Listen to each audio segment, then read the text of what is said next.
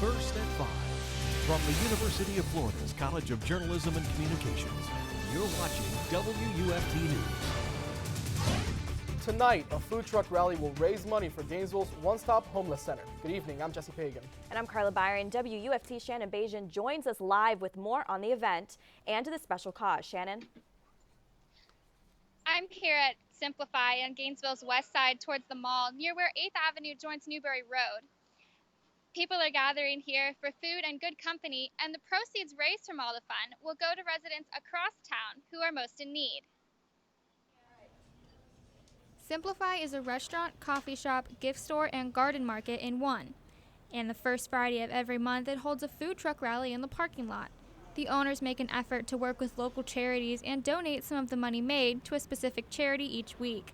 This week, it's Grace Marketplace. We've really gotten to know them really well and the work that they do.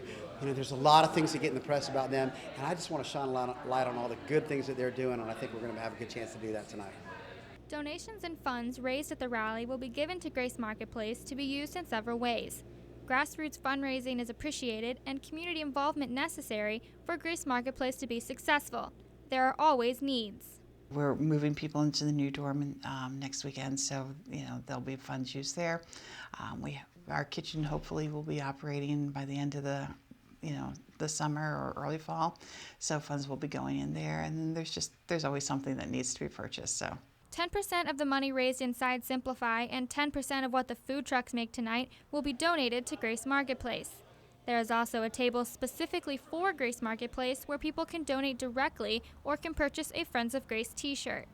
However, for the staff, the main point of this rally is to raise awareness about Grace Marketplace and inspire people to volunteer. A lot of people attend these First Friday events at Simplify, so we're hoping that a lot of people will come by, pick up brochures, look at our volunteer application, and maybe decide to come out and volunteer. If people purchase a t-shirt or make donations, that would be a wonderful thing. I mean, we'd love to walk away with some funds raised, but primarily it's an awareness event. You can visit Grace Marketplace website and directly donate money or your time. That website is gracemarketplace.org. Reporting live from Simplify, Shannon Bajan, WUFT News. Thank you, Shannon. The skies over the food rally are looking pretty great, as you saw in that video. Our forecasters tell us the temperatures will be pretty comfortable out there. UF forecaster Caitlin Tingham is live in the WRUF Weather Center. She has the details on the start of your holiday weekend.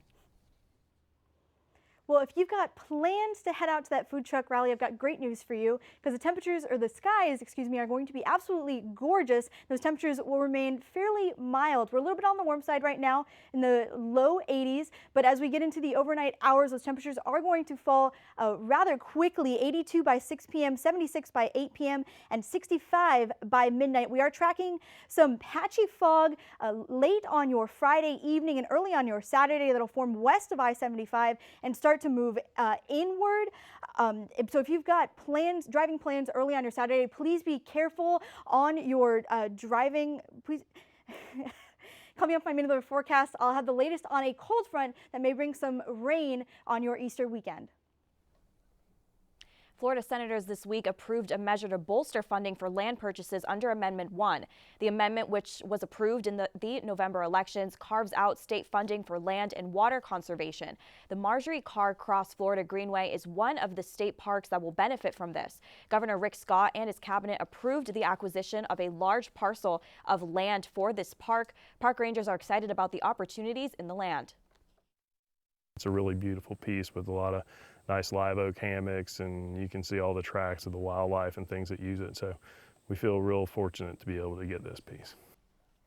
While many backers of Amendment 1 are thrilled there are funds being put towards permanent land conservation, there are others who say it's just not enough. Coming up at 6 o'clock, we'll have more on this property and the push for conservation funds.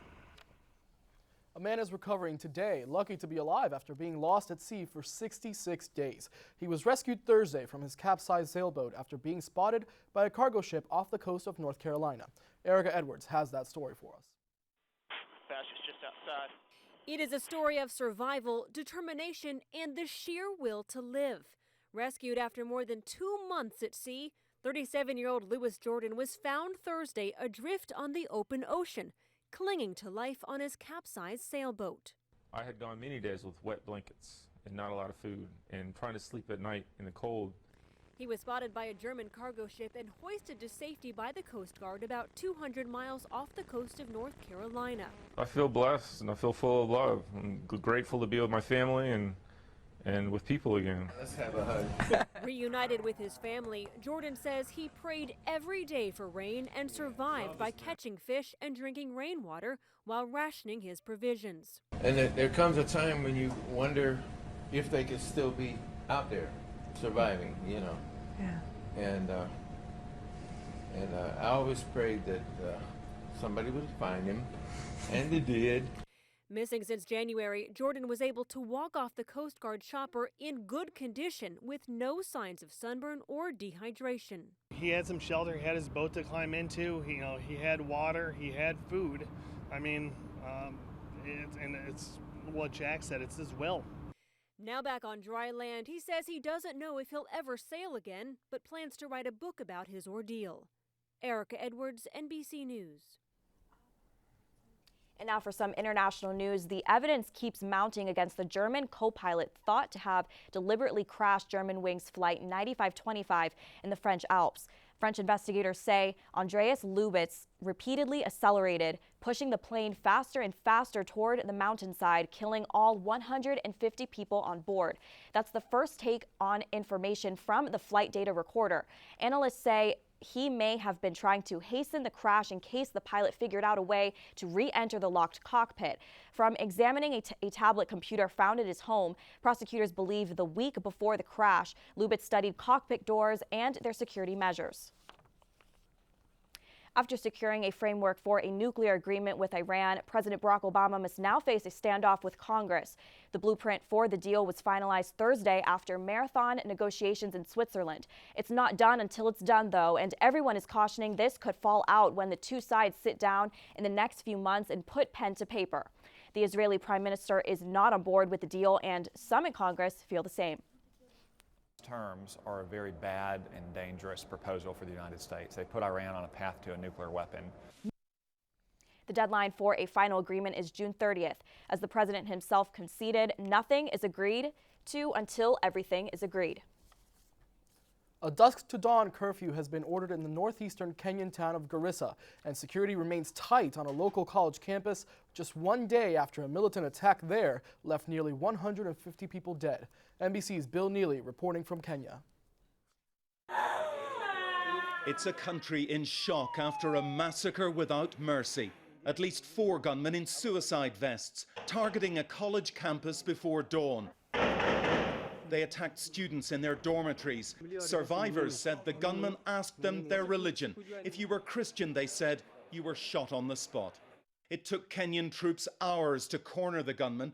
After a day-long siege, they believe they killed them all. The university is in eastern Kenya near the Somali border. The gunmen from the Somali-based Al-Shabaab group, which also massacred 67 people at a shopping mall 2 years ago. This is a moment for everyone throughout the country to be vigilant as we confront and defeat our enemies. Kenya's president was visibly shaken. His country is too, braced for more. This could be a prelude to other attacks, mostly in Nairobi or in Ethiopia and against Western expats. Critically injured students have been airlifted to hospitals in the capital. Hundreds more were traumatized in what was the deadliest ever attack on a university. Kenya once again a frontline state in the battle with Islamists. NBC's Bill Neely reporting from Nairobi in Kenya. Today is the start of Passover. The Jewish community is celebrating all over the world, and we'll tell you about the rituals being observed right here in Gainesville. And in some entertainment news, the 7th installment of the major racing car series, The Fast and Furious, hits theaters this weekend. We'll have your box office preview coming up after the break.